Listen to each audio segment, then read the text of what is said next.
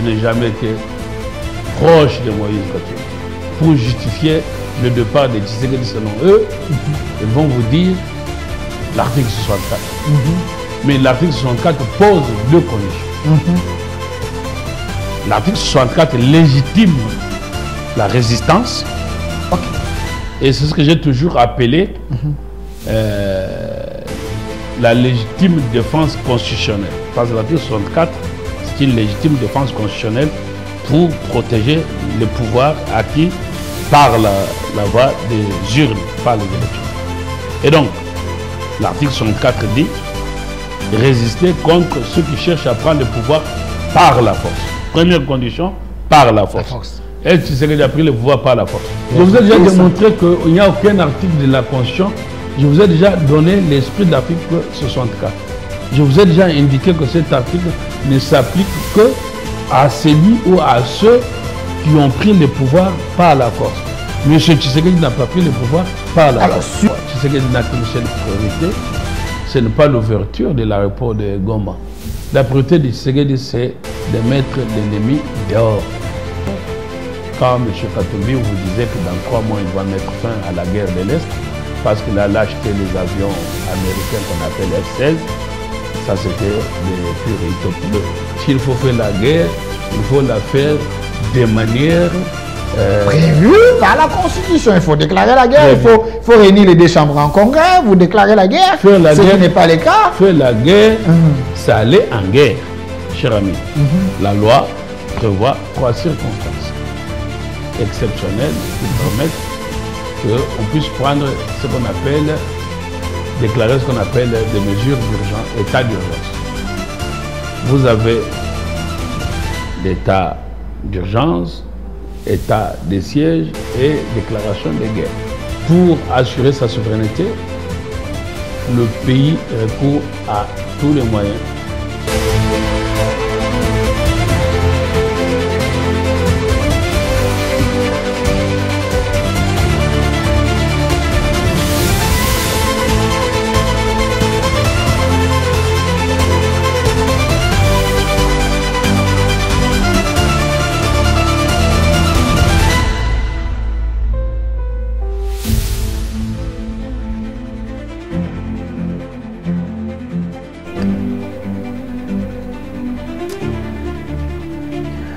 Soyez le bienvenu, fidèles téléspectateurs, chers Congolais. Nous vous disons merci parce que vous aimez également votre programme Au Centre, une émission où nous recevons également les acteurs politiques majeurs de la République démocratique du Congo, les acteurs de la société civile, également de pasteurs, plusieurs personnes, parce que le programme s'appelle Au Centre. Ici, nous traitons des questions importantes de la nation et pour le développement de la République démocratique du Congo. Hier, j'étais avec notre président de journalistes de Kinshasa, patron de l'espace 50, Jean-Marie Kassamba. L'émission fait couler beaucoup d'encre et salive. Vous m'avez dit, Delphin, il fallait chercher. C'est lui, selon vous, vous l'avez surnommé maître d'école. Lui s'appelle la maître Oscar Moubiaï, qui est coordonnateur d'un nouveau mouvement défendant les Congo, défendant la RDC, défendant la patrie. Il est ici avec nous, maître Oscar Moubiaï. Il est aussi coordonnateur d'une autre structure, État des droits en marche. Maître Oscar Moubiaï, soyez le bienvenu. Merci, monsieur le journaliste, heureux d'être en face de vous. Mais apparemment, ça devient une habitude où après mon frère Jean-Marie, que j'aime bien, que je salue, c'est tout de suite après moi. Bon, maintenant, Jean-Marie, tant qu'il restera dans les limites du raisonnement de la défense du mauvais côté de l'histoire, ben, ça pourra toujours être utile que je vienne recadrer. Parfois, c'est parce que lui, il faut le maîtriser. Voilà. Alors, si nous vous invitons... de cela, si vous me permettez, j'en profitais directement de cette occasion pour féliciter mon frère Jean-Marie qui a soutenu sa thèse avec brio. Et donc, c'est tout en son honneur et mes sincères félicitations. À l'école de Tchèzda.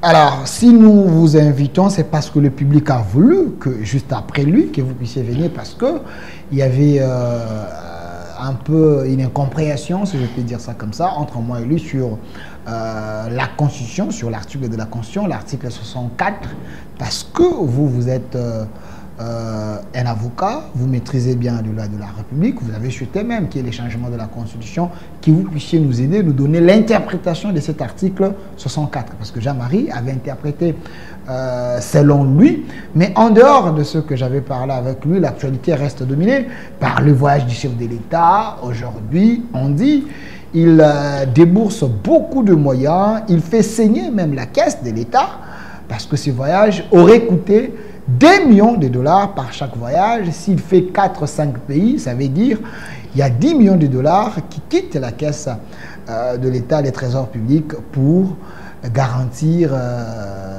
son périple.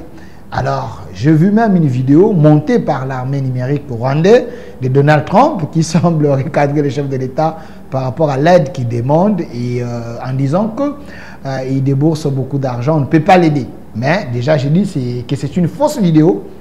Il y a l'intelligence artificielle, on a monté ça pour nuire l'image de la République démocratique du Congo. Mais en dehors de ça, il y a aussi d'autres questions importantes. J'ai suivi un homme important de la nation, un opposant de qualité, M. Délice Sanga, qui a été reçu par les étudiants dans une émission Parlement des étudiants, que je souhaiterais aussi qu'on puisse vous recevoir là-bas. Rassurez-vous, je vais demander qu'on vous reçoive. Il a parlé de la 4e République, il a parlé du changement de la Constitution, mais pas de la manière que le régime, vous le voulez. Lui, il a donné des pistes, et sur ça, on va revenir sur ça comme maître avocat. Mais d'entrée de jeu, je voulais vérifier une fois de plus, en face de vous, et vous poser cette question en vous regardant bien dans les yeux. Pati Katanga avait dit sur ce plateau, lors d'un débat que vous avez invité, qu'Oscar Moubiaï fut un ancien du FCC, un ancien collaborateur vacciné de Joseph Kabila. Les gens s'inquiètent. Pourquoi vous avez laissé Kabila? Bon, je commence par quoi? Par la dernière question. Commencez par la dernière question. Bon, je vous regarde tout droit dans les yeux. Vous savez, Maître Mbiayi, aujourd'hui, je fais l'objet de beaucoup d'agressions, tant verbales, physiques, menaces, consorts, par les gens, par l'ennemi de notre peuple. Vous savez que quand ils se sont retrouvés en Côte d'Ivoire, c'est sorti dans les médias que Maître Oscar Moubiaï se ferait passer pour avocat au barreau de Lille en France, alors qu'il ne le laisserait pas. Bon, je crois que... Vous vu même Stani Boudiakira avait tweeté. Bon, je crois qu'il avait eu le temps de vérifier et que j'avais accordé les droits de réponse et que je crois que sur cette question, il n'y a l'ombre d'aucun doute. Maintenant, vous avez Papi Katanga, que je connais bien. Pati Katanga. Pati, oui, que je rencontrais vers des années, je pense, 2010, par là, avec des Bomanza,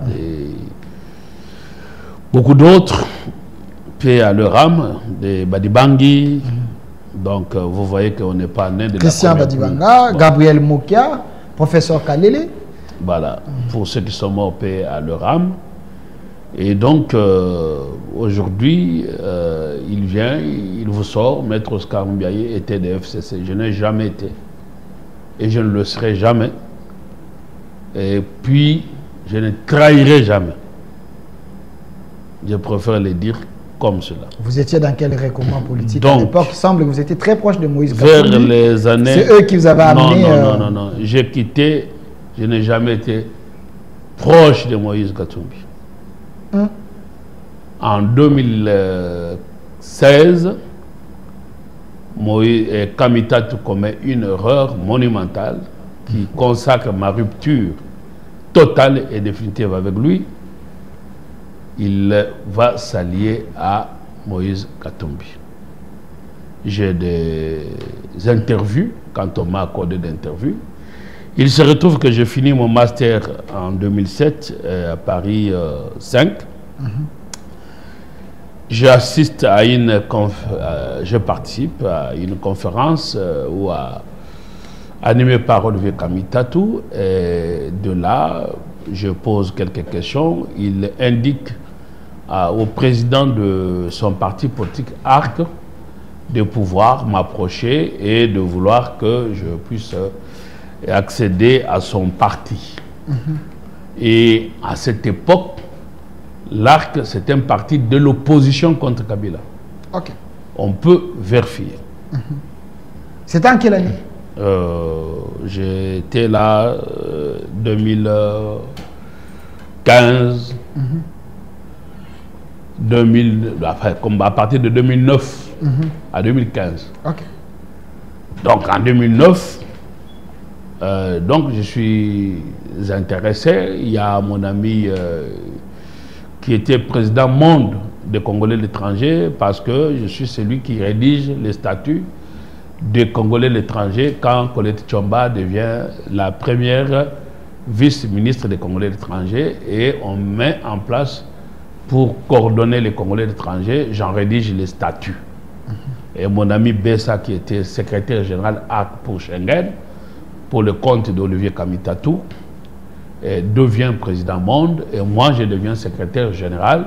Suivez les discours de Kamitatou en 2009, il est opposant, et on a 34 députés, et Kamitatou s'affiche comme ne pas être membre, en tout cas, qui s'aliène vis-à-vis de Kabila. Regardez Kamitatou avec Bahati, Pouela, Omba, ont créé au sein de la majorité présidentielle l'aile qu'on a appelée CLP, et puis que finalement on y a abandonné. Donc moi j'adhère à quoi? J'adhère à l'idée, au changement, de pouvoir faire partir Kabila comme objectif.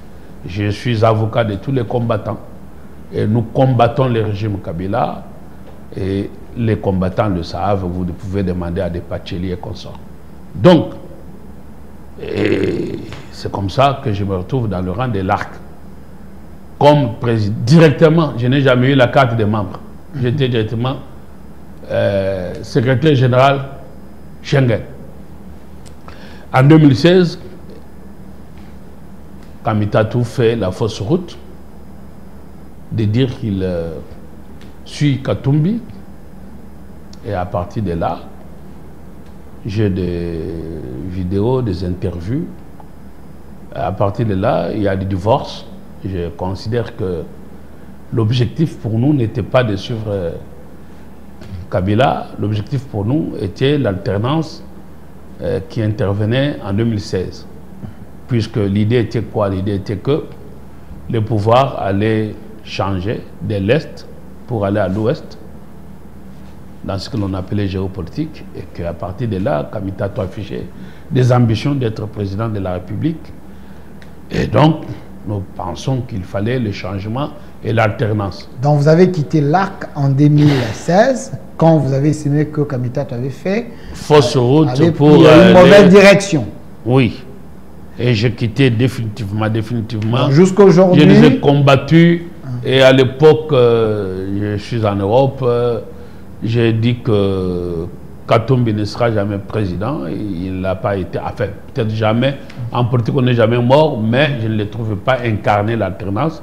C'était un homme qui avait occasionné de faux pénaltys. Kamitatou, qui était leader, il devient administratif. Bon, je trouve que... Vous regrettez d'avoir été avec Olivier Kamitatou, qui fut votre président aujourd'hui. Selon plusieurs sources, il devient porteur des mallettes de Katumbi. Vous regrettez avoir soutenu une telle personne? Non, je ne regrette pas. Moi, je ne suis pas l'homme, je suis les idées. Je suis resté constant dans mes idées, et l'homme a trahi les idées. Je ne regrette pas, mais c'est son choix de vie. Quand vous le voyez derrière Katumbi, Kamitatou, c'est un homme extrêmement intelligent. Il était premier vice-président de l'Internationale libérale après Ouattara. Oui, il était aussi président de l'Assemblée nationale. Mais quand vous voyez Kamitatou derrière Katumbi, si vous regardez l'échelle, sur les plans scientifiques, il semble que Kamitatou et plus avancé que Katumbi. Est-ce que ça ne vous gêne pas que les intellectuels congolais deviennent des porteurs de mallettes, monnaient leur intelligence au profit des billets verts? C'est des questions du public. Hein? Je peux te poser les questions du public. Ça ne vous dérange pas? Non, nous sommes là pour recadrer notre public. C'est mon rôle, n'est-ce pas, de jouer dans l'opinion en apportant de lumière. Peut-être on en parlera plus loin. Vous voyez qu'aujourd'hui, je suis heureux de voir que tout le monde rejoint l'idée de changement de la Constitution, peut-être avec des variantes. On aura à en parler. Donc, ça ne vous dérange pas voir les intellos congolais devenir les porteurs de mallettes, ou les gens qui agissent par procuration parce que certains leaders ont plus de billets verts et les intellectuels congolais monnaient leur intelligence? Non. Ce qui me dérange, c'est qu'Amitatu ait abandonné ses idées. Je trouve que c'est un monsieur qui avait des idées claires et nettes et qui voulait le changement. Et à partir du moment que nos idées se rencontraient, j'ai estimé qu'on pouvait. Moi, j'étais pas... Quand on est membre, on n'est pas marche-pied.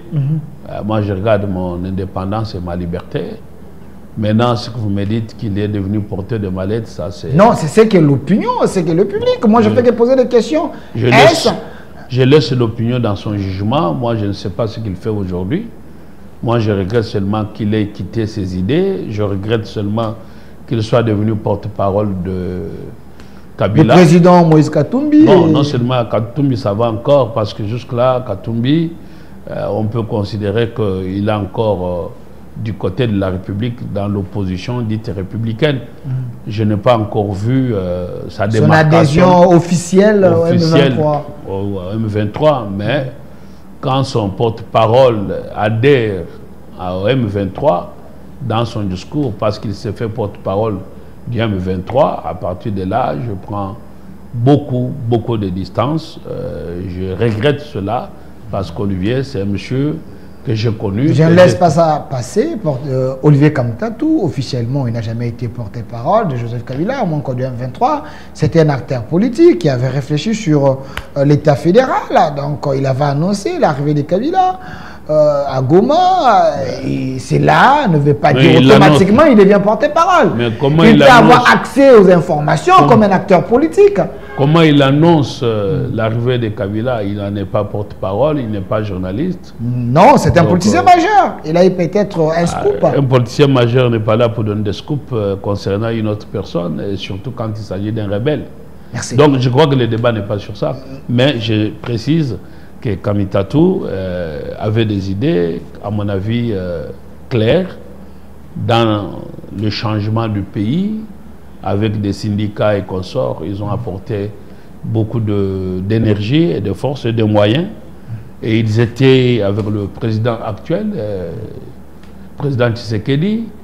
Ils se sont beaucoup battus pour l'alternance.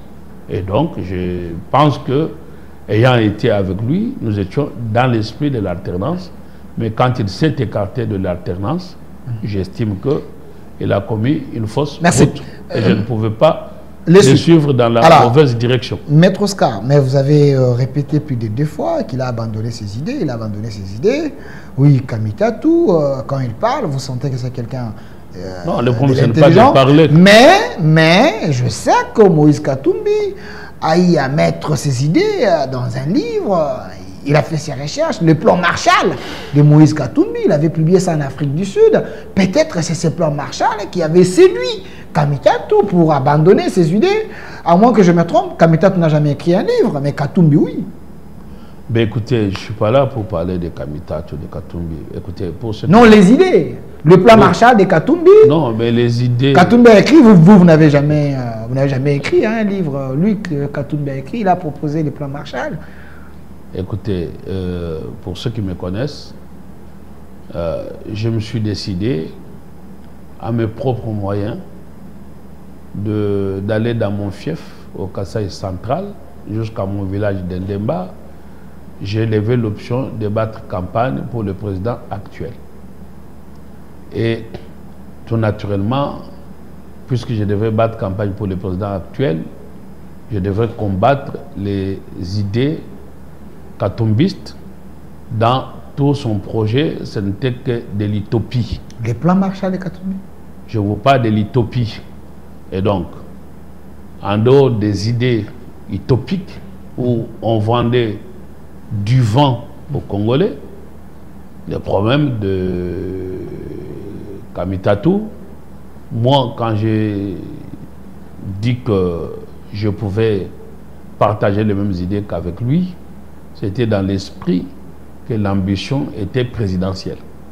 À partir du moment déjà qu'il change d'ambition sans concerter personne, pour suivre Katumbi et être derrière Katumbi, ça trahissait déjà l'objectif. Première chose, et quant aux idées utopiques, je vous en prends une seule. Quand j'ai fait beaucoup de sorties médiatiques là-dessus, sur TikTok et consorts, quand M. Katumbi vous disait que dans 3 mois, il va mettre fin à la guerre de l'Est, parce qu'il a acheté les avions américains qu'on appelle F-16, ça c'était des pures utopies, mais tout ça c'était pendant la campagne. On a déjà critiqué ces idées, aujourd'hui c'est plus d'actualité. L'actualité pour nous aujourd'hui, c'est qu'on boute l'ennemi dehors. Merci. Alors, Maître Oscar Moubiaï, je précise qu'il est coordonnateur d'un nouveau mouvement défendant les Congos, défendant la RDC, défendant la patrie, que j'estime que c'est un bon mouvement qui a besoin de l'adhésion de tous les Congolais de bonne qualité, parce que nous n'avons que les Congos, c'est notre patrie, et les pays à défendre. Mais cela ne m'empêche pas de vous poser des questions très questionnantes de l'opinion. Maître Oscar Moubiaï, j'étais avec Jean-Marie Kassamba sur ces plateaux, parlons-en. Il a dit que Félix Tshisekedi risque d'être poursuivi après son mandat pour avoir utilisé des enfants mineurs, des gens sans qualité. Son gouvernement a donné aux Wazalendo les armes officiellement. Il y a des communiqués. Quand l'armée communique, on dit les FARDC et les Wazalendo. Pourquoi Tshisekedi viole la constitution de cette manière? Bien, écoutez, je l'ai félicité tout à l'heure pour être docteur, jeune docteur, parce qu'il vient de soutenir sa thèse en stratégie dans l'école là. Chest. Ben, je suis au regret de voir que pour un jeune docteur, il marque un faux pas. Donc, à ce moment-là, je regrette beaucoup qu'il commence mal sa carrière de jeune docteur. Comment ça? Bon, déjà... C'est un Congolais, il a réfléchi librement. Est-ce que ce qu'il a dit, c'est faux? Il faut les rencontrer. Bon, mais je suis en train de le rencontrer. Alors, déjà, le problème du Congo, c'est que mon professeur de droit au Congo, hein, parce que parfois les gens disent, mais Maître Oscar, lui, il parle de France, il ne parle pas du Congo. Les droits de l'île. Non, il n'y a pas un droit dit de l'île. Hein, je salue donc, Maître Armand Lokeka. Ouais, ben écoutez, Maître Armand va comprendre qu'il n'y a pas le droit de l'île, le droit est universel. C'est une science, le droit entendu comme science. Et je venais de vous dire que moi, mon droit, je ne l'ai pas appris à Lille, j'ai à Paris 5. Donc, mais j'ai aussi appris les droits au Congo, parce que j'ai une licence en droit au Congo. Donc, le problème, moi j'ai parlé de mon professeur, le regretté professeur Bayona, que les anciens en droit au Congo ont connu.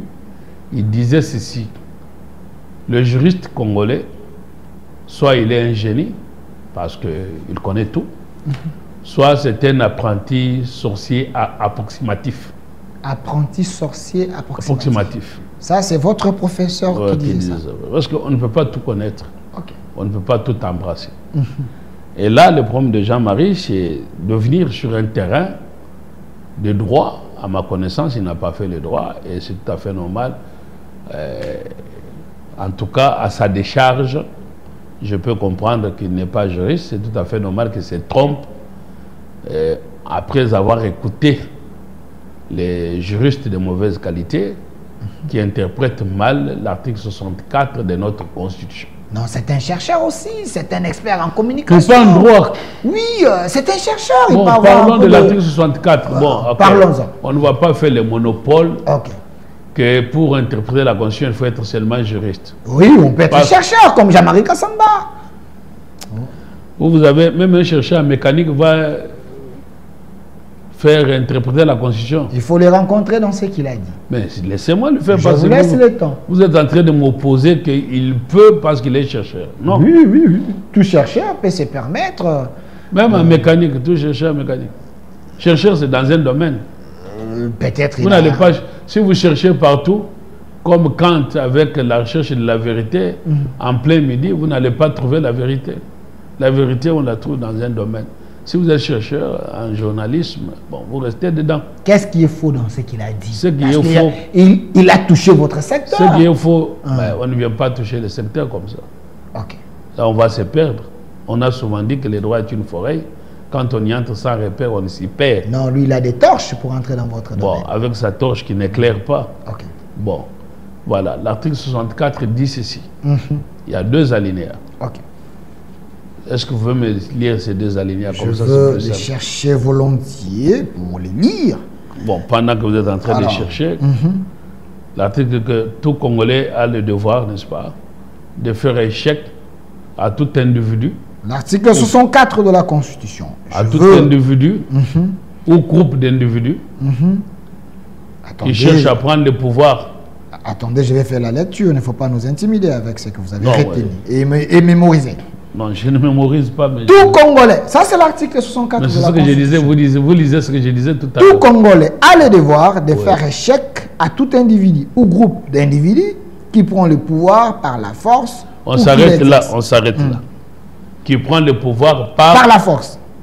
Bon, maintenant, comme les rebelles, qu'ils soient à l'est, à Nairobi ou dans la capitale, ils vont vous dire quoi? Il y en a ici qui, au nom de soi-disant opposition, mais une opposition beaucoup plus proche de la rébellion. Il vous dit, bon, tu sais qu'il doit partir. Parce qu'il a violé la Constitution. Et donc, pour justifier le départ de Tshisekedi selon eux, ils vont vous dire l'article 64. Mais l'article 64 pose 2 conditions. L'article 64 légitime la résistance. Ok. Et c'est ce que j'ai toujours appelé la légitime défense constitutionnelle. Parce que l'article 64, c'est une légitime défense constitutionnelle pour protéger le pouvoir acquis par la voie des urnes, par les élections. Et donc, l'article 64 dit résister contre ceux qui cherchent à prendre le pouvoir par la force. Première condition, par la force. Et tu sais qu'il a pris le pouvoir par la force. Là, je donne alors raison à Joseph Kabila parce que je ne vois pas les choses de cette manière. Vous venez de m'éclairer. Donc, Joseph Kabila n'avait pas tort de marcher avec la Constitution et de dire à ces gens, il ne faut pas aller aux élections déjà boutiquées, il faut faire la résistance. Donc, Joseph Kabila, il était dans l'esprit de la résistance de l'article 64, si je comprends bien. Écoutez, j'ai beaucoup de mal pour Joseph Kabila. Non, rencontrez-moi, s'il vous plaît. Mais je vous rencontre. Ok. À partir du moment qu'il a pris l'option d'aller faire la rébellion, alors qu'il était ancien président de la République, il a perdu tout esprit. Et quand vous dites qu'il était dans l'esprit, quelqu'un qui a perdu l'esprit peut être encore dans l'esprit. Non, maître. Restez dans l'esprit de l'article 64. Mais je suis dans l'esprit. Il ne faut pas chercher la diversion. Ici, Kabila voyait déjà les mal de loin. Il a dit à son groupe de ne pas participer aux élections parce que Tshisekedi avait déjà tout boutiqué pour tricher, pour récupérer le pouvoir par la violation de la Constitution. Vous dites que le premier alinéa de l'article 64 légitime la résistance. Donc Kabila était dans l'esprit de la Constitution. Non, je vous ai dit que Kabila n'est dans aucun esprit en dehors de l'esprit maléfique de la rébellion. Donc, je vous dis ceci, à moins que vous puissiez vous refuser volontairement, écoutez ce que je vous dis. Je vous laisse le temps. Je suis en train de vous dire ceci. Il y a double condition posée par les constitutions à l'article 64 pour légitimer la résistance contre ceux qui veulent prendre le pouvoir par la force comme le cas actuellement avec la rébellion. C'est pour ça qu'on dit qu'il faut résister à tout individu ou groupe d'individus qui tentent de prendre le pouvoir par la force. Maintenant, quand vous me répondez en disant Kabila avait dit que Tshisekedi a tout boutiqué, ce n'est pas Tshisekedi qui a mis en place la constitution. Tshisekedi arrive au pouvoir largement après la constitution de 2006, 18 février 2006. Tshisekedi arrive au pouvoir aux élections de 2018-2019, n'est-ce pas? Donc en 2019, quand il prend le pouvoir. Et c'est pour ça que j'ai créé les mouvements État de droit en marche pour soutenir l'alternance, parce que nous sortions d'une longue période de la dictature. Et donc, quand vous dites Tshisekedi avait boutiqué, c'est Tshisekedi qui a conçu la Constitution. Sauf que Tshisekedi s'appuie sur la Constitution. En s'appuyant sur la Constitution, il vous oppose, pas lui, mais nous qui soutenons l'alternance et qui mettons en lumière, n'est-ce pas, tous les esprits maléfiques pour que cela ne pénètre pas dans les esprits des Congolais afin de les envoûter. Et donc, nous disons que cet article 64, qui est lu en apparence pour soutenir la résistance, et les gens qui viendront vous dire l'article 64 ne vont pas vous dire à quelles conditions on doit appliquer l'article 64. Donc, l'article 64 s'applique à celui ou à ceux qui veulent prendre le pouvoir par la force. Et moi, j'ai dit, tu sais que d'appuyer le pouvoir au premier mandat comme au deuxième mandat de manière démocratique par voie des élections. Donc cet article ne peut pas s'appliquer sur Tshisekedi. Selon vous. Quant à ce premier alinéa, vous passez maintenant au deuxième alinéa. Deuxième alinéa. Le débat est ouvert. Chers constitutionnalistes, si vous pensez que Maître Oscar est en train de rencontrer sa vie ici, vous pouvez nous solliciter pour faire un débat avec lui. Je suis souvent ouvert au débat. Merci. Avec quiconque. Deuxième alinéa. Oui. Toute tentative de renversement du régime constitutionnel constitue une infraction imprescriptible contre la nation et l'État. Elle est punie conformément à la loi. C'est comme maintenant les M23 et leurs alliés ou complices, ils font une tentative de prendre le pouvoir par la force, et cela est punissable en infraction dite de haute trahison. Et celui qui en est la première victime de cette disposition-là, c'est M. Kabila, qui vient d'être condamné à mort pour haute trahison. C'est dans l'esprit de cette constitution qui est traduite par la loi, qui pénalise le fait de renverser les institutions par la force, entendue par les armes. Une condamnation qui a fait horrifier les Brila, Cholet, Ambongo et les autres. Ils ont été horrifiés par cette condamnation qui a fait reculer la démocratie des 30 ans, des 50 ans que Kabila avait trouvé le pays dans la dictature. Aujourd'hui, c'est les Mobutistes et leurs enfants qui ramènent la dictature, parce qu'il ne faut pas oublier que Félix Tshisekedi, c'est l'enfant des Mobutistes. Donc, oui, Etienne Tshisekedi fut un Mobutiste, et puis ils ont créé l'UDPS. Il ne faut pas tronquer l'histoire. Bon, ok, très bien. Commençons par là où vous terminez. Vous savez, c'est triste un peu au Congo de rester collé à ce qui est négatif. C'est pour ça, quand vous voyez nos marabouts, nos fétichistes, nos magiciens, tout ce qu'ils l'ont fait a tendance à être obscurantiste. Donc, on veut prendre le côté négatif des choses. L'homme est dynamique. Tout homme peut faire des erreurs, mais ce qui est à encourager, c'est quand l'homme sort de ses erreurs, quitte le mal vers le bien. Et à partir du moment que quelqu'un a quitté le mal vers le bien, on retient toute sa vie le bien. Etienne Tshisekedi a été un Moboutiste, certes, mais il a rompu avec les mobutistes. À partir du moment qu'il a rompu avec les mobutistes, vous n'allez pas continuer à penser qu'il était mobutiste alors qu'il s'est converti. Vous n'allez pas appeler Paul le diable alors que tout le monde l'appelle aujourd'hui Saint Paul. Vous savez que c'est Paul qui a beaucoup exterminé les gens. Donc je ne fais pas comparer Paul à Tshisekedi. Je vous suis en train de vous démontrer que la tendance de l'homme, c'est d'aller vers le bien pour lequel il a été créé et né. C'est pour ça qu'on dit qu'il n'y a que des imbéciles qui ne changent pas. À partir du moment qu'Étienne Tshisekedi, comme moi-même, comme Paul, quand nous disons qu'on quitte le mal, bon, à partir de là, on retient que le bien. Donc, il faut être capable de se désolidariser du mal. Et donc, ne dites pas que M. Tshisekedi, Étienne, qui est le père de notre démocratie, ok, pour laquelle il s'est battu toute sa vie. Peut-être vous êtes plus jeune. Nous, on a marché le 16 février pour réclamer la réouverture de la conférence nationale.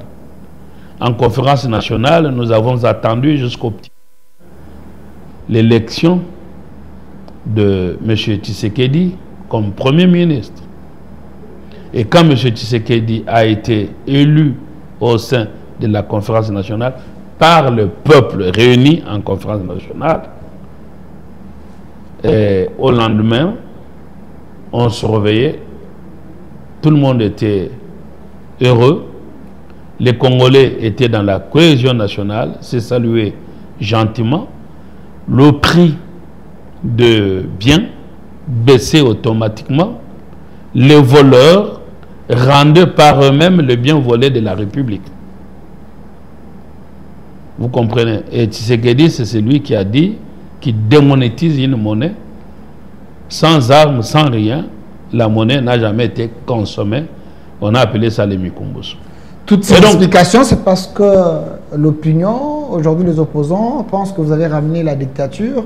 Il y a les Mobutistes et leurs enfants qui ont fait reculer les pays. Mais ça, c'était un dérangé. Alors, retournons sur le plan de la Constitution, parce que c'est important. Est-ce les Ouazalènes d'aujourd'hui peuvent constituer une infraction qu'hier, Tshisekedi peut faire la prison parce que son gouvernement donne à ces gens les armes? Bon, déjà, ce bref retour à l'histoire que je venais de faire à vol d'oiseau, ça a été tout simplement pour nos jeunes téléspectateurs qui nous suivent et qui vous suivent beaucoup plus. C'est pour ça que je réponds à votre invitation souvent, parce que vous êtes très suivis. C'est la génération Kabila. Donc, les enfants qui sont nés après Afdel, les enfants n'ont pas connu la période de ce que l'on a appelé 13 parlementaires. Ils n'ont pas connu, donc, Papa Étienne Tshisekedi. Et ils ont connu, c'est une génération Kabila, fils. À partir de là, on peut arriver à les tromper pour commencer à dire qu'il avait été celui qui avait soutenu ce qu'on appelle aujourd'hui stade des martyrs, on avait pendu des gens. C'est des horreurs qu'on met dans l'esprit de nos jeunes. J'ai vu un leader s'adresser aux jeunes pour leur dire des histoires pour les égarer. On va peut-être y revenir. Donc c'est pour ça que je fais ce pas en arrière, pour ne pas laisser entrer cela dans l'esprit. Maintenant, pour votre question que vous posez, voilà, si notre président journaliste et le docteur en stratégie il faut qu'il s'entoure aussi des juristes, des conseillers. Vous savez, quand on est leader comme lui, président de la presse, il doit avoir des conseillers juridiques. Et quand il vient à la télé, on lui fait des fiches. Rencontrer ce que Jean-Marie Kassamba a dit, maître. Il ne faut pas nous amener dans la philosophie. Je vous ai posé une question claire et nette. Il dit, Félix risque la prison. Non, après son mandat, si on ne tient pas compte de ce qu'il est en train de faire aujourd'hui, En donnant les armes aux Wazalendo, constitutionnellement, il ne peut pas doter aux civils les armes. Est-ce faux ce qu'il a dit? Totalement faux et totalement faux. Absolument faux. D'abord, sur le plan des droits. Si le président n'est plus au pouvoir, il devient celui qu'on appelle ancien président. Ça me permet de vous éclairer sur la loi dite des anciens présidents. Les statuts. Les statuts qui est consacré par une loi. Alors, quand on est président de la République, ou quand on a été président de la République, la loi distingue 3 régimes juridiques pour les poursuites contre un président de la République ou un ancien président de la République. On distingue 2 types d'infractions. Les infractions commises dans l'exercice de ses fonctions ou à l'occasion de l'exercice de ses fonctions. Ces infractions-là, c'est lié à la fonction. Et la loi détermine ces infractions-là. Quand maintenant on sort de ces infractions qui sont commises dans l'exercice ou à l'occasion, on entre maintenant les infractions commises hors fonction. C'est ces infractions-là qui relèvent du droit commun.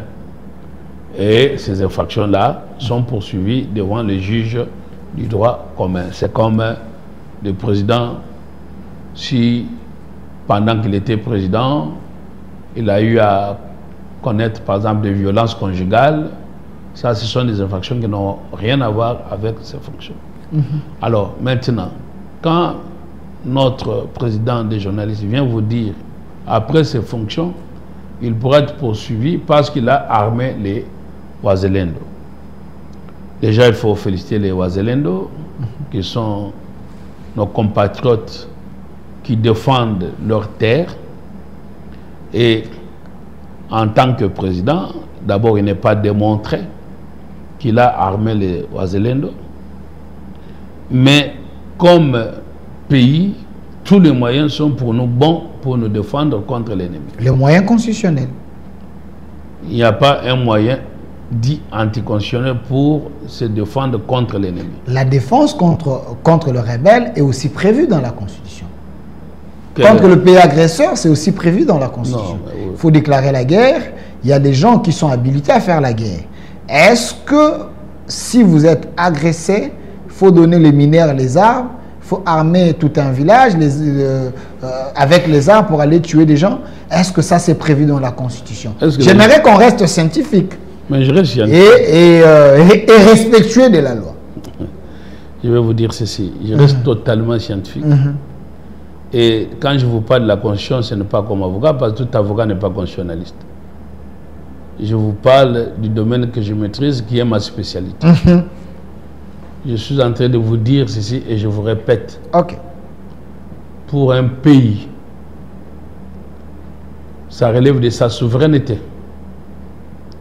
Et pour assurer sa souveraineté, le pays recourt à tous les moyens possibles pour se défendre.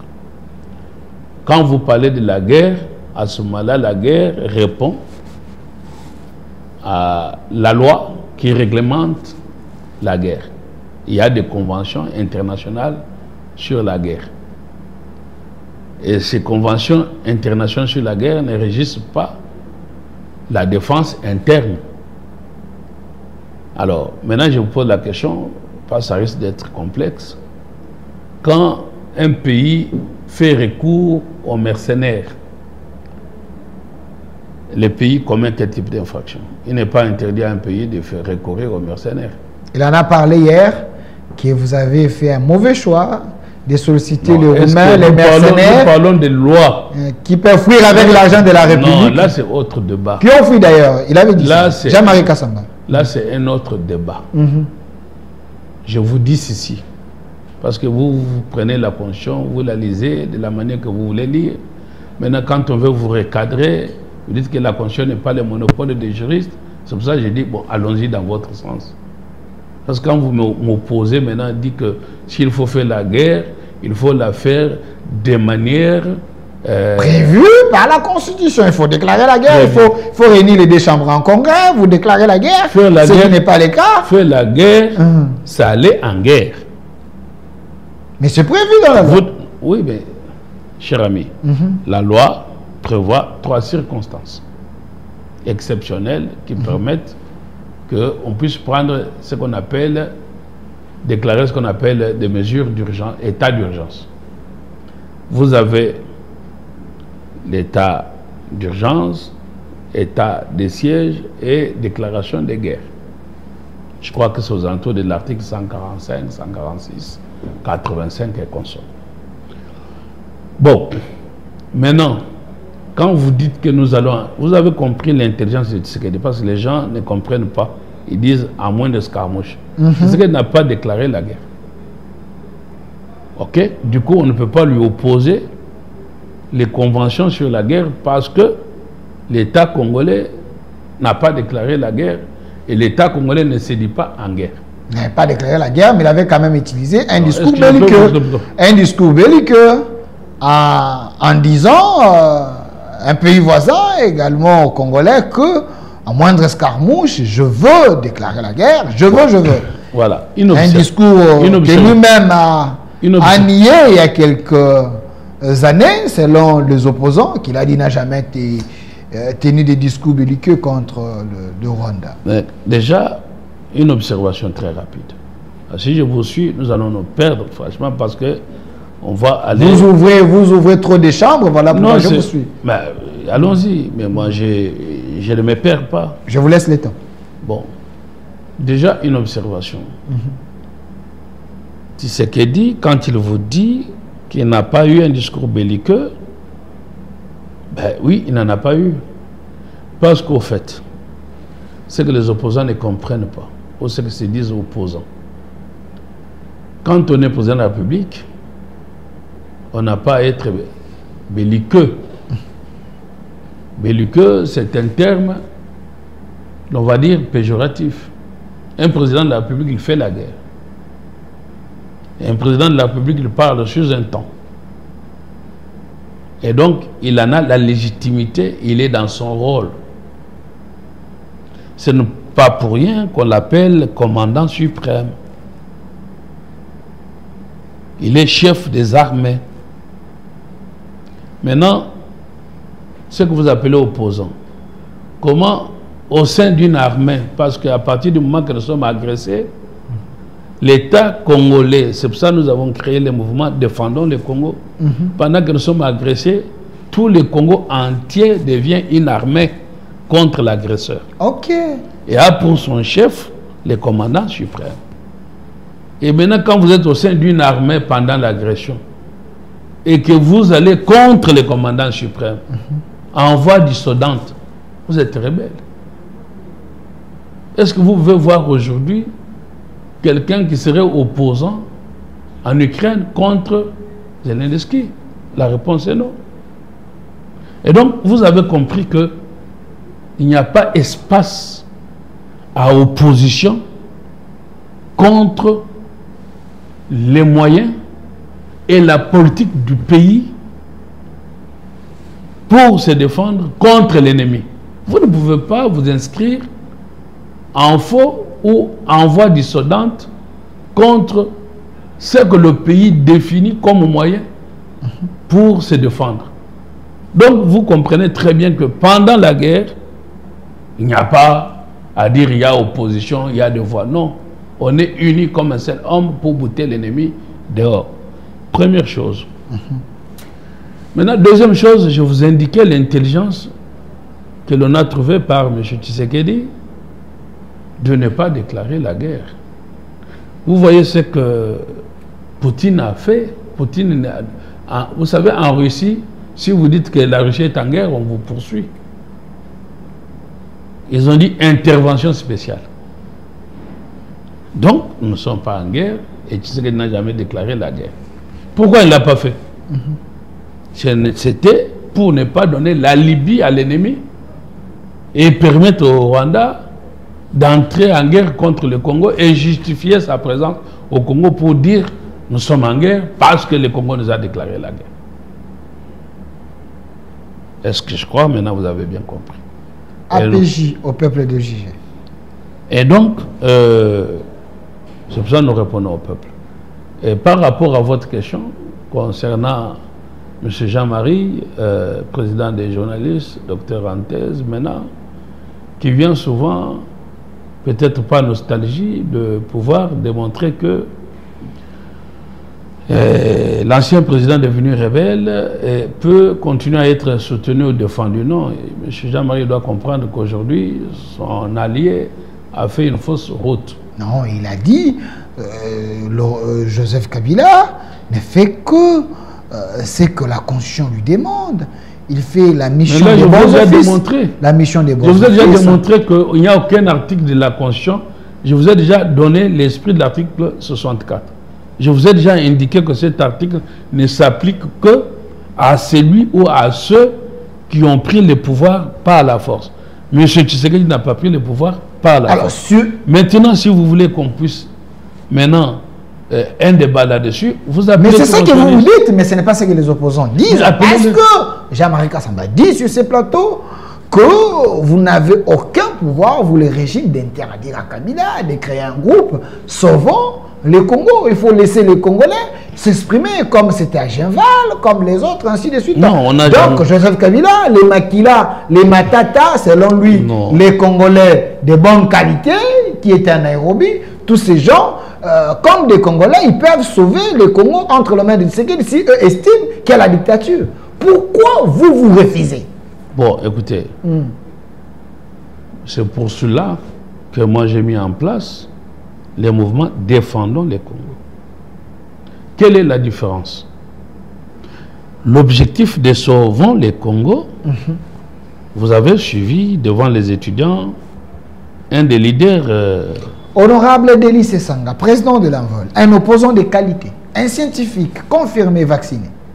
Mais qu'est-ce qu'il donne comme objectif et défi en ce moment? Il dit qu'il doit partir.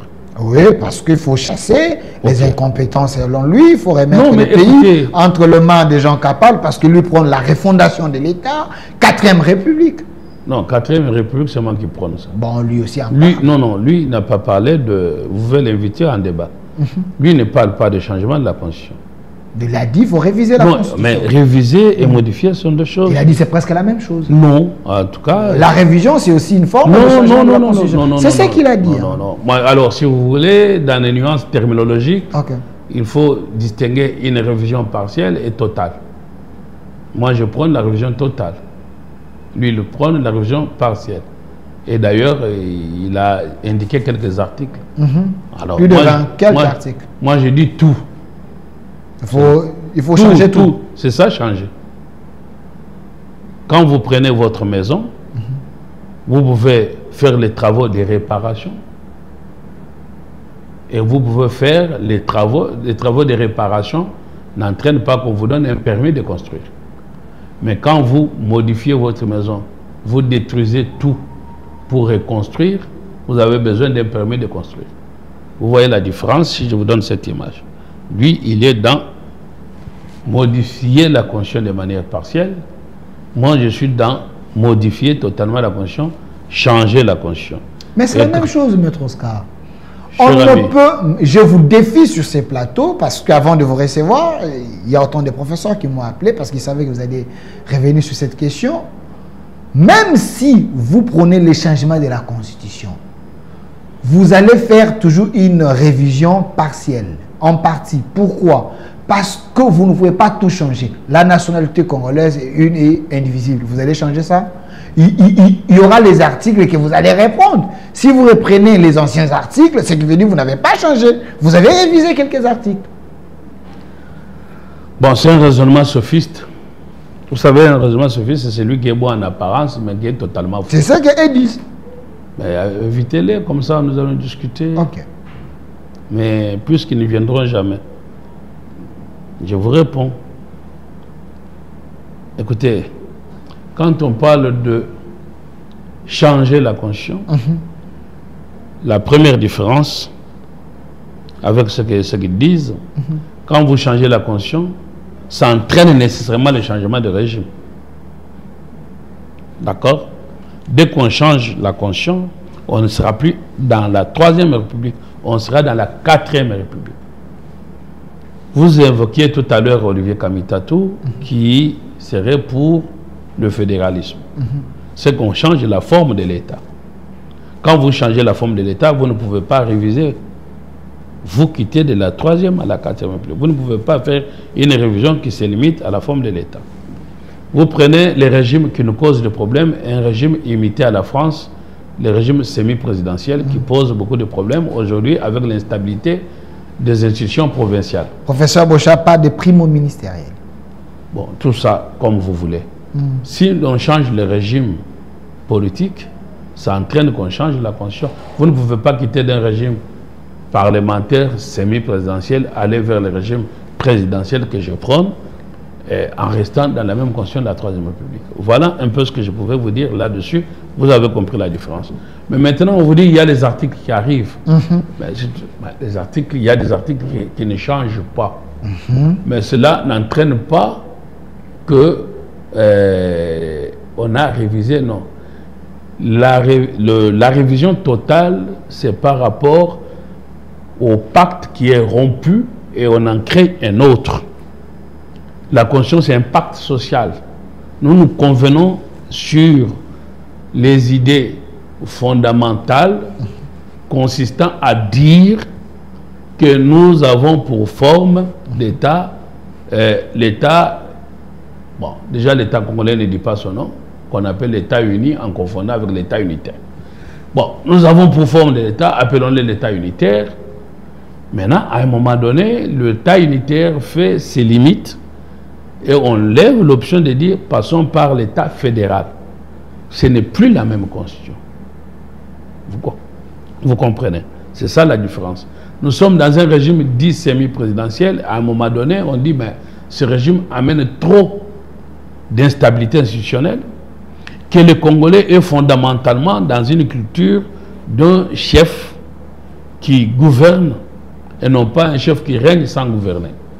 Ce qui entraîne que pour tout Congolais, tout ce qu'on fait, même au fond du pays, on dit c'est Tshisekedi. À ce moment-là, il faut lui donner les pleins pouvoirs. À ce moment-là, on dit bon, passons par le régime présidentiel. Quand vous quittez d'un régime parlementaire au régime présidentiel, la Constitution ne peut plus rester la même. Et ça, ce n'est pas mon ami, c'est Sanga qui peut me contredire. Vous l'appelez, il va dire oui, il a raison. Vous savez que les juristes sont en train de vous suivre. Non, j'ai dit que ils peuvent engager les débats sur YouTube, ainsi de suite. Vous savez. Vous risquez de choquer les juristes. Vous savez, ceux qui sont. Vous savez, le problème, c'est que nous n'avançons pas et nous n'évoluons pas trop vite pour nous adapter à la marche du monde. Aujourd'hui, les droits comme science a atteint l'exactitude. Parce qu'on a l'impression de dire science exacte comme mathématiques, comme physique. Mais les droits comme science s'est rapproché aux sciences dites exactes, de telle sorte que ce qui est affirmé des scientifiques n'entraîne pas d'autres polémiques. Il y a beaucoup on dit, bon, toi tu as dit comme ça. Non, en science, il y a des termes référentiels qui n'entraînent plus de débat.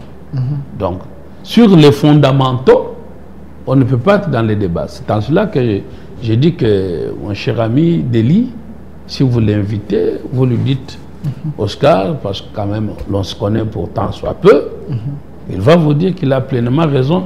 Je lance l'invitation à l'honorable Deli Sanga pour un débat par rapport à la Constitution. Nous n'allons pas discuter sur ça. Ça voudrait dire quand on dit qu'on change la Constitution, ben, on la modifie. Et quand on dit on révise, on garde la même Constitution, mais on bouge quelques articles. Lui, il est pour la révision. Moi, je suis pour la modification. Et c'est là, dans la... pour les changements ou la modification? Changement et modification, c'est pareil. La même chose. Ok? Bon, ça, il ne va pas dire, si vous lui dites ça, il ne peut pas dire le contraire. Mais quand on lui dit qu'il était parmi les précurseurs de gens qui voulaient qu'il y ait la révision de la Constitution, mais pas de la manière que le régime est en train de tâter pour changer la Constitution, lui voyait quelques articles à bouger. Mais il y a un pouvoir des fraudeurs, un pouvoir qui n'a pas la légitimité du peuple, ce pouvoir ne peut pas se donner le luxe d'aller changer la Constitution. Mais comment il a raison, il a tort. Non, totalement tort. Vous n'avez pas la légitimité, donc il ne faut pas aller même provoquer cette population. Je comprends que mon ami est frustré. Donc, il se sent frustré. Oui, parce que je connais que c'est un garçon intelligent, mais qui est frustré, et à partir de là, on commence à se perdre. Non, un garçon, c'est un peu péjoratif. Président de lycée Sanga, honorable de lycée Sanga. Bon, je ne parle dans ce sens-là. C'est affectueux. Okay. Quand ton père t'appelle mon garçon, moi je ne suis pas son père. Mais quand on te dit mon garçon, ce n'est pas péjoratif, c'est affectueux. J'ai de l'affection pour lui. Et je vous dis pour peu, je ne suis pas là pour étaler la vie privée. Mais je suis en science, il n'y a pas d'amis. Donc je suis plus ami de la vérité que de mon ami. Et si on est animé d'une humilité, nous débattrons de manière trop... Vous n'avez pas la légitimité, donc il ne faut pas oser aller sur ce terrain de la révision et changement de la Constitution. Tshisekedi n'a pas cette légitimité. C'est quoi la légitimité? Selon les opposants. C'est quoi, c'est quoi la légitimité? C'est à moi de poser des questions ici. Bon, très bien.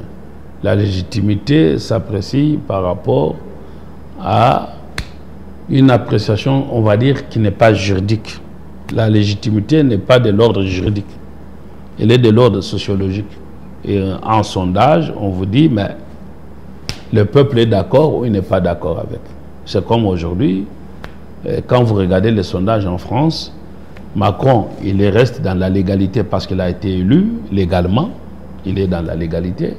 Mais on dit qu'il a perdu la légitimité parce qu'au sondage, il est au plus bas. Aujourd'hui, au Congo, je ne connais aucun sondage qui amène Tshisekedi au plus bas. Donc, en même temps, l'unique sondage réel que nous avons, c'est les dernières élections où il a été plébiscité à 73%. Il y a un sondage naturel, maître. Il faut... Quel sondage naturel? Il faut avoir l'âme de la République, parce que quand les social n'avancent pas, la population est affamée, il y a des problèmes sociaux, il y a des gens qu'on ne paye pas, les fonctionnaires pleurent. Vous voulez quelle légitimité? Déjà, une légitimité sur le plan social, Félix Tshisekedi perd ça, et il y a assez de problèmes comme ça. Ok, le combat du social. Bon, en fait, vous m'avez fait venir, et du coup, finalement, on est allé dans tous les sens que je suis en train de faire un effort de répondre à ce que vous me dites. Là, on a abordé beaucoup de sujets, mais j'y réponds. Donc, d'abord, j'étais en train de répondre à la question de dire qu'il manque la légitimité, mais non. Sur quel sondage? Ok, officiel. Je vous dis, l'unique sondage réel et vrai, c'est les élections où il a gagné à 73%. Après, on va vous dire, mais écoutez, c'était des élections truquées, tout ça.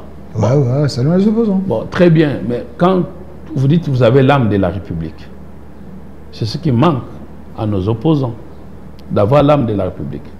Autrement dit, je dirais comme Ouadé, Abdoulaye Ouadé, l'ancien Premier ministre et l'ancien président sénégalais, qui a dit que l'opposant, comme l'homme politique congolais, n'avait pas de maturité, en quelque sorte. Aujourd'hui, quand vous parlez de l'âme de la République, c'est ce qui dit la loi. On reste dans la République en respectant la loi. Vous ne pouvez pas être dans la République en étant hors la loi. À partir du moment que la Constitution qui le soutiennent, les soi-disant opposants, dit ceci, l'unique mode d'accès au pouvoir, ce sont les élections. Et quand M. Tshisekedi est élu, on n'a qu'à s'incliner. C'est comme un arbitre quand il siffle, on apprend aux enfants, tu t'arrêtes. Et donc, aujourd'hui, si vous voulez contester les élections, vous n'aviez qu'une seule voie de passer devant la Cour constitutionnelle. Là, on va vous dire, mais la Cour constitutionnelle, c'est lui qui l'a nommé. Mais alors, vous voulez que les anges viennent? Je vous apprends qu'aux États-Unis, quand le président est élu, il change toute l'administration. C'est pour ça qu'on dit administration Trump. Mais les Américains ne disent pas que nous n'acceptons plus pas celui qui a nommé. Vous comprenez? Et donc, à partir de là, prenons les élections. Mais quand vous allez aux États-Unis, vous avez vu ce qui s'est passé avec Trump quand il a perdu les élections. Il y a des manifestations. Est-ce qu'on a dit que c'est les élections à l'américaine? Vous avez vu ce qui s'est passé avec, toujours en Amérique, parce qu'en Amérique on prend cet exemple, en France ou dans tous les pays dits plutôt de haute démocratie, l'élection se gagne à 1% d'écart. D'écart, voulais-je dire. On ne crée pas aux élections à la française, à l'américaine. Mais quand ça se passe en Afrique, vous avez un ancien ministre de défense de la France qui vous dit, et les intellectuels congolais prennent ça comme formule, mais les élections à la congolaise. Ça, c'est, voyez-vous, c'est le mental de ce que j'appelle le mental du colonisé. Un colonisé, il ne veut jamais s'affranchir. Et donc, vous avez les opposants qui viennent et qui vous parlent en français en imitant l'histoire de la France. Et ils vous disent c'est à la congolaise. Mais nous devons être fiers de faire des choses propres à nous, sans violer la loi. Et donc, moi, je peux vous démontrer ici que les élections récentes, même s'ils étaient allés au-delà de 3, 4, 5 jours ou 7, ça reste dans la loi dite électorale. Merci, Maître Oscar. On me fait signe, il nous reste 3 minutes. Je vais vous donner le mot de la fin. Vous posez également cette question très questionnante, attendue également par l'opinion, parce que Jean-Marie Kassamba avait évoqué aussi la même question. Chef de l'État en France avec Macron. Macron annonce qu'on va ouvrir l'aéroport de Goma. Pour certains Congolais avérés, estime que c'est une humiliation. La France prend le pouvoir d'imposer aux Congolais d'ouvrir cet aéroport. Est-ce que ça ne serait pas une mesure ou soit un moyen de renforcer les rebelles, parce que la France n'a jamais été un pays sérieux, c'est un pays complice des rebelles. Pourquoi Tshisekedi s'est laissé berner comme ça par un président français de mauvaise qualité? Macron. Bon, à votre question, quand je viens, moi je dis défendons le Congo et je défends le Congo. Sauf que vous ne pouvez pas prétendre défendre le Congo en ne défendant pas son président pendant les temps de guerre. Et quand le président prend de mauvaises décisions, certains Congolais ont aussi besoin, ont aussi le droit de défendre le Congo contre le président. Si la mauvaise décision peut mettre le peuple en mal. Écoutez, cher ami, quand le président prend des décisions en politique intérieure, là on peut en discuter. Parce qu'il s'agit de nos linges sales entre nous. Mais quand le président prend des décisions contre l'ennemi, vous n'avez pas à commencer à critiquer votre président vis-à-vis de l'ennemi. Ça veut dire que vous fragilisez la nation. Première considération. Deuxième considération, le seul qui porte la voix du Congo au plan diplomatique, c'est M. Tshisekedi. Qu'on aime ou qu'on ne l'aime pas. Quand vous me dites, je suis en train, comme vous m'avez dit il y a 3 minutes, je suis en train d'évacuer vos questions. Quand vous me dites qu'il dépenserait beaucoup d'argent pour le voyage, vous avez connu le secrétaire. C'est ce que les opposants disent. Mais c'est vrai que je suis en train de répondre. 2 millions par chaque. Je ne dis pas que c'est vrai, mais les opposants disent 2 millions par chaque voyage. Laissez-moi vous répondre. Vous avez connu le secrétaire général qui a le plus voyagé, américain, qu'on appelait Kissinger. Il est l'homme qui a pris beaucoup plus d'avions en voyage. Donc, vous ne pouvez pas aujourd'hui, alors que le président est en train de voyager, que le pays est en guerre, vous êtes en train de dire qu'il dépense pour le voyage, mais il dépense pour l'intérêt du pays. Si il ne défend pas le Congo et que la guerre, les rebelles entrent ici, tout ce que vous appelez économie, ça va s'écrouler. Tout le budget du Congo aujourd'hui doit avoir pour priorité la défense du pays. Maintenant, quand vous dites que Macron a dit, mais même parce que parfois il faut que nous puissions aider nos compatriotes à sortir des frontières et voyager. Quand vous sortez des frontières du Congo et que vous voyagez dans des pays comme la France, il y a le brassage des différentes origines. Pour les Africains, Camerounais, Sénégalais, consorts, mais nous faisons la fierté de l'Afrique quand on voit Tshisekedi debout contre Macron dans ses bottes. On dit voilà l'homme. Il a démontré cela. Il ne s'est jamais courbé devant Macron. Et ce que vous dites maintenant, mais l'État, le gouvernement congolais, qu'on appelle le gouvernement de Kinshasa, ne contrôle pas l'aéroport de Goma.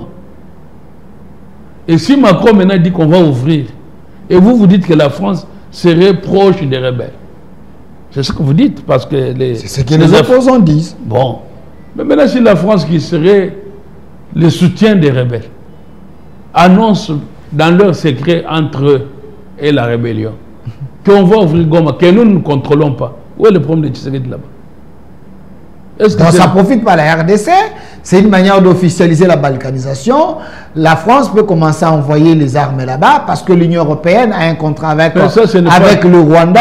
Est-ce que vous allez contrôler les produits ou les dons humanitaires que la France, l'Europe va envoyer là-bas? Est-ce que ça ne serait pas une manière d'armer ces gens pour bien balkaniser les Congos? Vous voulez maintenant que nous fassions quoi? Tu sais qu'il n'y a qu'une seule priorité. Ce n'est pas l'ouverture de l'aéroport de Goma. La priorité de Tshisekedi, c'est de mettre l'ennemi dehors. Mais qu'est-ce qu'il fait pour arriver à cela? Parce que... Qu'est-ce qu'il fait pour arriver à cela? Vous n'avez pas les échos des territoires qu'on est en train de reprendre. Ça ne vous dit rien. Les gens pensent que c'est du fake news. Et vous n'avez pas au quotidien l'effort diplomatique de Tshisekedi qui a fait qu'aujourd'hui, le Rwanda passe son temps, matin, midi, soir, à pleurnicher. Est-ce que ce n'est pas une politique que le Rwanda vous distrait et le mois avance, Tshisekedi, il nous reste une année, quelques mois, il n'y a pas la solution. Récemment, le chef de l'État était en Égypte. Il a dit que le Rwanda prépare un référendum, selon plusieurs sources, pour annexer le Congo au Rwanda. Aujourd'hui, il est à Doha. Ça fait plus de 2 ans. Il y a près de 2 ans. Il n'y a rien. Comment il n'y a rien? Bon, cher ami, voilà. Parce que vous me mettez en position, évidemment... On vous distrait par cette communauté internationale. Non, vous dites, si cette communauté internationale avait la volonté de vous aider, les sanctions, ils allaient envoyer les gens, les États-Unis et autres, vous tirez les choses à la longueur. Ces gens s'installent. Mais déjà... Première chose, comprenez que notre défense ne viendra pas de l'extérieur, mais de nous-mêmes. Qu'est-ce que vous faites à l'intérieur? Mais laissez-moi vous répondre, cher ami. D'où la création du mouvement Défendons le Congo. Ok. Parce que la défense ne viendra pas de l'extérieur, mais de nous-mêmes. Une fois qu'on a dit Défendons le Congo, ne posez plus jamais cette question de ce que vous faites. Poser la question de ce que nous faisons. Okay. Comme Kennedy disait, ne demandez pas à l'Amérique de ce qu'il va faire pour vous, mais demandez-vous ce que vous pouvez faire, pour l'Amérique.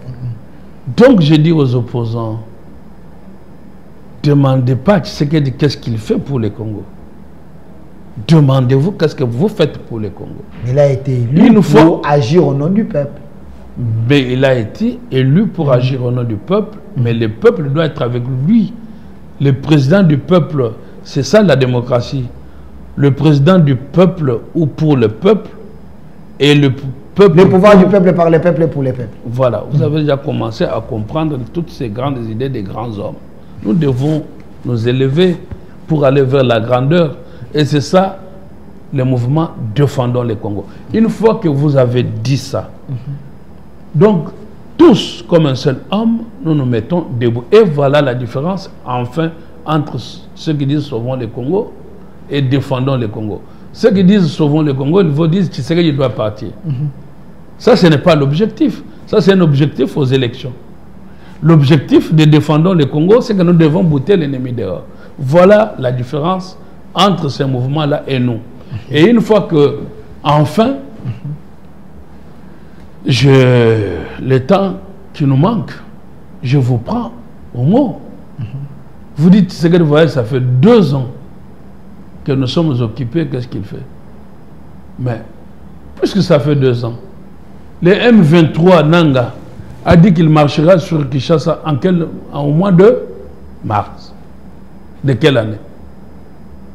De 2024 ou 2025. Nous sommes déjà fin année. Est-il arrivé à Kinshasa? La réponse est non. Pensez-vous que si on ne faisait rien, Nanga ne serait pas déjà arrivé à Kinshasa? Merci. Et si Nanga n'arrive pas à Kinshasa, vous pensez que c'est de lui-même qui refuse? Donc vous comprenez que quand vous dites des choses, que ça fait 2 ans, mais ça fait 2 ans qu'on nous fait la guerre, ça fait 2 ans qu'on ne nous prend pas. Comme les Ukrainiens, résistons. Merci. Poutine avait dit qu'il prendra l'Ukraine dans 48 heures. Mais parce que le peuple ukrainien s'est levé comme un seul homme, l'Ukraine n'est pas partie. Merci. Donc, Congolaises et Congolais, levons-nous comme un seul homme, soyons dans le mouvement Défendons le Congo, et ne demandez pas ce que Tshisekedi fait pour le Congo, demandez-vous qu'est-ce que vous faites pour le Congo, afin que vous accompagniez Tshisekedi. Un numéro de contact. Qu'on mette l'ennemi dehors. Un numéro de contact parce que le numéro de contact ont sollicité. Mais c'est vous qui êtes porte-parole de Défendons le Congo. Alors, il y a le numéro qui est là affiché. Le numéro affiché là-bas, vous pouvez vous inscrire, appeler. Si vous voulez adhérer à ces mouvements de tous les Congolais de bonne qualité, défendons la RDC, défendons le Congo. Appelez à ces numéros-là, nous allons parler avec vous. Bientôt, il y aura les actions pour soutenir la patrie et défendre les acquis de l'autorité parce que, selon Maître Oscar, président Tshisekedi est du bon côté de l'histoire. Et vous êtes porte-parole de Congolais de bonne qualité. Merci, Maître Oscar Moubiaï. Je précise qu'il est coordonnateur de ces mouvements créés il y a quelques jours, défendant les Congos. Il est aussi coordonnateur d'une structure État des droits en marche, avocat au barreau de Lille, un Congolais de bonne qualité. Il était avec nous. Le débat continue sur la toile. Le lien est déjà dans nos plateformes, au Centre TV Delcas Télévision, Facebook au Centre TV, TikTok Delphin Kassongo et sur Twitter Delphin Kassongo. Vous allez suivre les extraits. Vous l'aimez beaucoup. Il était là et notre RDC est possible. Au revoir.